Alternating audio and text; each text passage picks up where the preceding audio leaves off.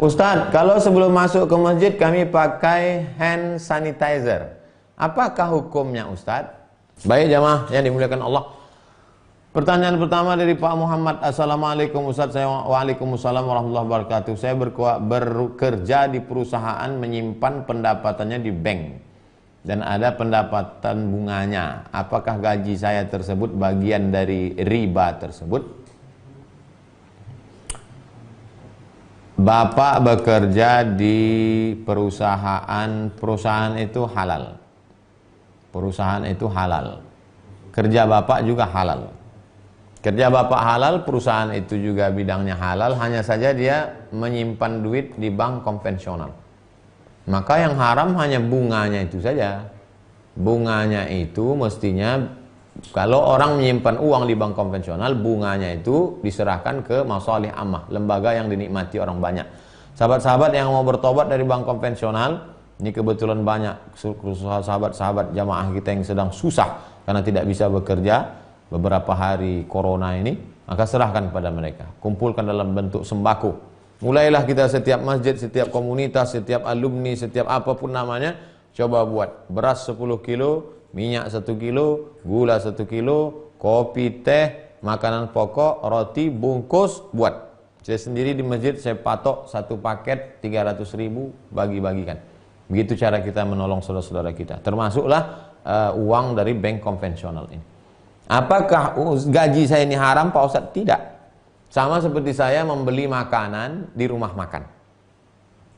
Assalamualaikum Ibu, tukang jual rumah makan nasi uduk, saya beli nasi sebungkus. Pas dia mau ngasih nasi sebungkus, saya tanya dia, Ibu nabungnya di bank konvensional apa bank syariah Bu? Nggak ada urusan, karena saya membeli nasi dia. Begitu juga dengan Bapak. Bapak bekerja, kerjaannya halal. Adapun dia menyimpang duit di mana, itu urusan dia. Ibu Titi, Ustadz, ada sebuah keluarga di mana suami istri sering bertengkar. Setiap kali ribut, suami selalu berkata, kalau gitu kita cerai aja. Apakah kata-kata itu sudah jatuh talak? Ibu Titi tanya sama suaminya, Bang, kau ada niat talak atau tidak? Kalau kata dia ada niat, berarti sudah jatuh talak 1. Udah hampir 10 kali Pak Ustadz, berarti udah jatuh talak 3. Kalau sudah jatuh talak 3, maka ibu tidak bisa lagi balik ke bapak sebelum ibu nikah dulu dengan laki-laki lain. Tidak hanya sekedar akad, mesti berhubungan kelamin. Hatta tadzuqa usailataha wa tadzuqi usailatahu. Nah, jadi jangan main-main tentang ucapan-ucapan talak ini.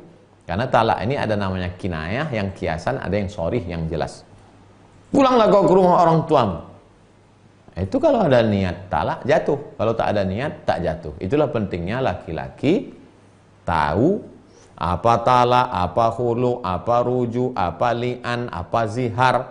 Oleh sebab itu perlu konsultasi pernikahan ke Kementerian Agama. Untuk Pekanbaru sudah dibuka konsultasi pernikahan Kementerian Agama Pekanbaru Riau bersama Dr. Zulfadli LCMA. Baik yang sudah menikah maupun yang belum. Kantornya di jalan di atas UAS Original Store. Di bawah jualan pakaian, buku, di atas konsultasi pernikahan. Masuk jalan Delima ujung, setelah Masjid Muhammadiyah belok kiri. Jalan Sukuntum. Konsultasi pernikahan. Nanti insya Allah akan keluar buku judulnya 44 Tanya Jawab Pernikahan.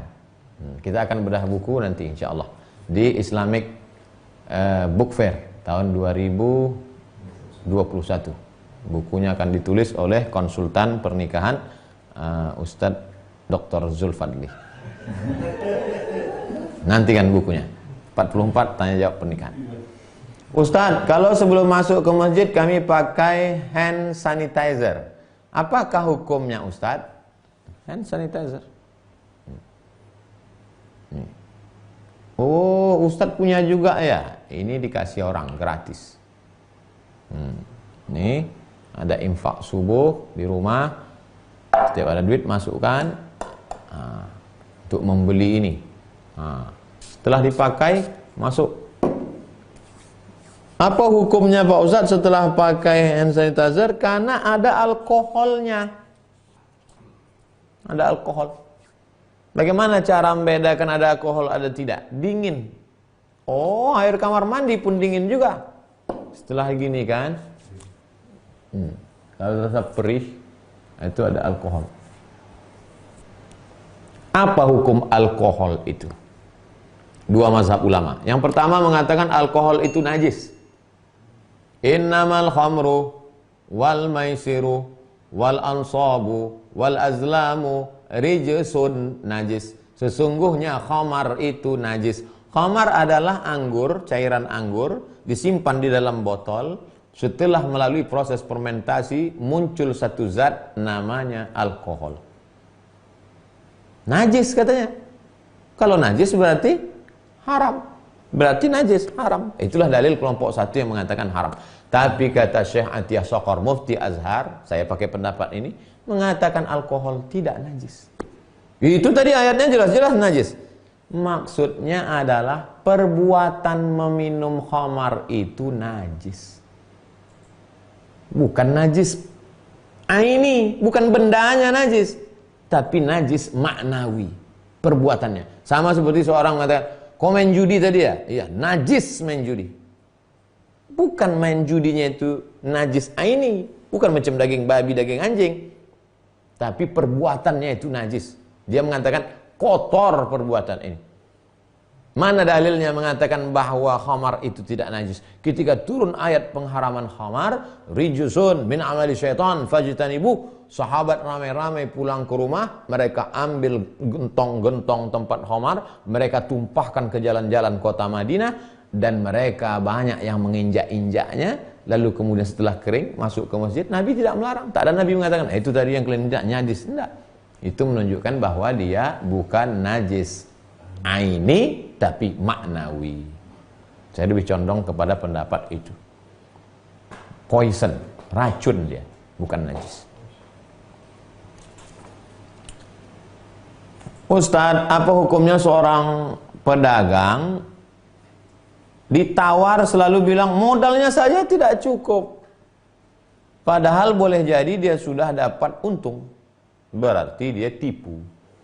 Tipu kata Nabi, man ghasyana falaysa minna. Siapa yang menipu bukan golongan kami. Oleh sebab itu, ibu, bapak jujur saja. Dulu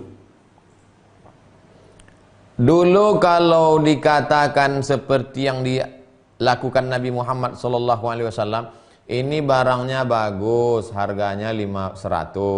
Ini kurang bagus, harganya 75. Ini enggak bagus, harganya 50. Silakan beli. Dulu kalau ceramah Ustadz seperti itu diajak orang. Mana ada pedagang seperti itu? Kalau jualan seperti itu enggak laku lah Pak Ustadz. Buktinya sekarang jualan seperti itulah yang paling laku. Ini buah mangga bagus, 100.000. Ini kurang bagus, 75. Ini yang enggak bagus, 50. Pembeli silakan pilih. Itu yang dipilih orang zaman sekarang.